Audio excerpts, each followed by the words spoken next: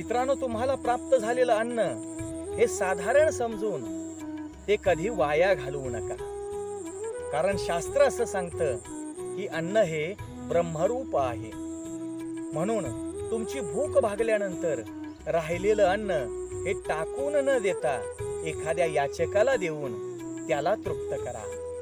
कारण अन्न हे समूळ विश्वाचे जीवन आहे. माऊली ज्ञानोबा तुम्हाला सांगतात, हे नव्हे साधारण अन्न हे ब्रह्मरूप जाण, जे जीवन हेतू कारण विश्वायया. जय जय राम कृष्ण हरी. मित्रांनो, तुम्हाला प्राप्त झालेलं अन्न हे साधारण समजून ते कधी वाया घालवू नका. कारण शास्त्र असं सांगतं की अन्न हे ब्रह्मरूप आहे.